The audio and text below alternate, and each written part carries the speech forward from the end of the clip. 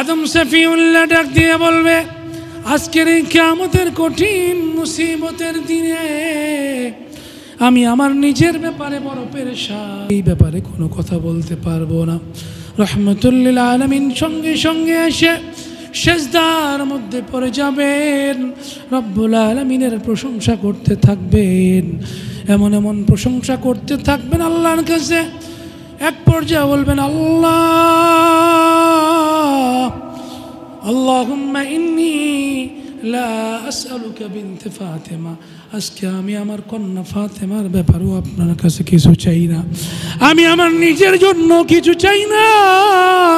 ওগো আল্লাহ, আমি আমার হাসান হোসাইনের জন্য কিছু চাই না, আজকে আমি আমার উম্মতকে চাই।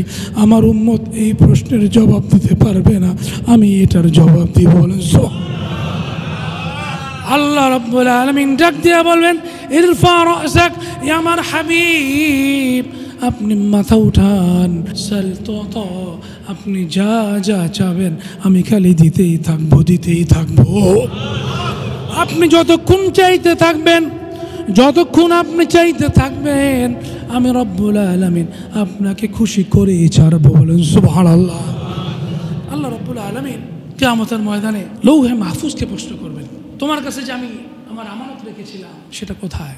লৌহে মাহফুজ ডাক দিয়ে বলবে, পরওয়ারদিগার, আমি এটা ইসরাফিল আলাইহিস সালামকে দিয়ে দিয়েছি।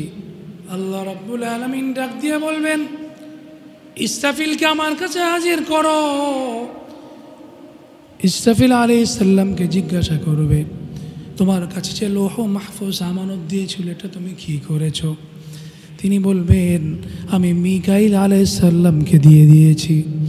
আল্লাহ বলবেন, মিকাইলকে হাজির করো। মিকাইল আলাইহিস সালামকে জিজ্ঞাসা করা হবে, তোমার কাছে যে আমানত দেওয়া হয়েছে তুমি এটা কি করেছো?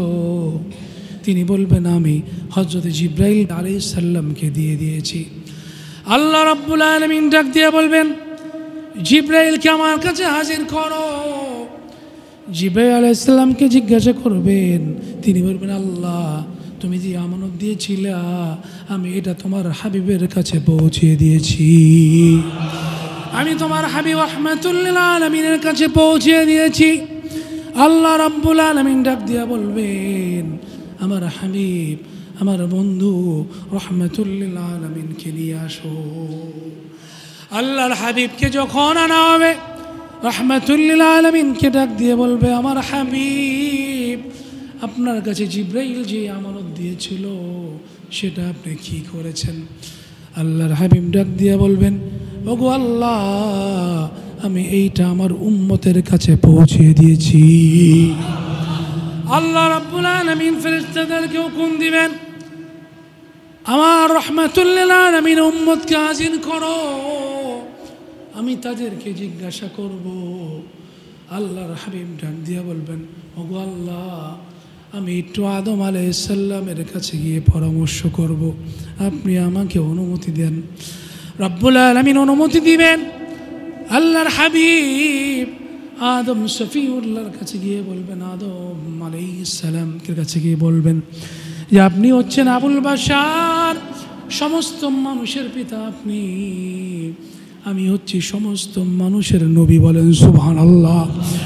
আজকের এই কিয়ামতের কঠিন মুসিবতের দিনে যদি আল্লাহ এই কোরআন সম্মানকে জিজ্ঞাসা করে, আমার উম্মত তো জবাব দিতে পারবে না। সুতরাং আমার উম্মতের যত আমল আছে সবগুলো অর্ধেক আপনি নিয়ে নেন, বাকি অর্ধেক আমি নিয়ে নিই। আসেন আমরা দুইজন গিয়ে আল্লাহ তাআলার সাথে কথা বলি। বলেন সুবহানাল্লাহ। আদম সফিউল্লাহ ডাক দিয়ে বলবে, আজকের এই কিয়ামতের কঠিন মুসিবতের দিনে আমি আমার নিজের ব্যাপারে বড় পেরেশান, এই ব্যাপারে কোনো কথা বলতে পারবো না। রহমতুল লিল আলামিন সঙ্গে সঙ্গে এসে সেজদার মধ্যে পড়ে যাবেন, রব্বুল আলামিনের প্রশংসা করতে থাকবেন, এমন এমন প্রশংসা করতে থাকবেন আল্লাহর কাছে। এক পর্যায়ে বলবেন, আল্লাহ আল্লাহুম্মা ইন্নী লা আসআলুকা বিনতে ফাতেমা, আজকে আমি আমার কন্যা ফাতেমার ব্যাপারেও আপনার কাছে কিছু চাই না, আমি আমার নিজের জন্য কিছু চাই না। ওগো আল্লাহ, আমি আমার হাসান হোসাইনের জন্য কিছু চাই না, আজকে আমি আমার উম্মতকে চাই। আমার উম্মত এই প্রশ্নের জবাব দিতে পারবে না, আমি এটার জবাব দিব। বলেন আল্লাহ রাব্বুল আলামিন ডাক দিয়ে বলবেন, ইরফা রাসাক ইয়া আমার হাবিব, আপনি মাথা উঠান। ইরফা রাসাক, আপনি মাথা উঠান। সাল তুতা, আপনি যা যা চাবেন আমি খালি দিতেই থাকবো, দিতেই থাকবো।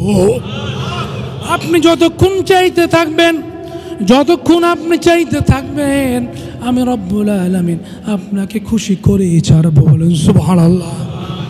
এখনো আমাদের বুঝে আসে না, এখনো বুঝে আসে না। কেমনে বুঝে আসবে? শয়তান তো প্রতিজ্ঞাবদ্ধ, জান্নাত থেকে বের হওয়ার কারণে শয়তান প্রতিজ্ঞাবদ্ধ, কসম করে বলছে আমি দেখে নিব কিভাবে কিভাবে তোমার বান্দারা জান্নাতে যায়। আল্লাহ বলছে তুমিও দেখবা, আমিও দেখবো, আমার নবীর খাতিরে আমার নবীর আশিকদেরকে মাফ করে দেবো। বলো সুবহানাল্লাহ।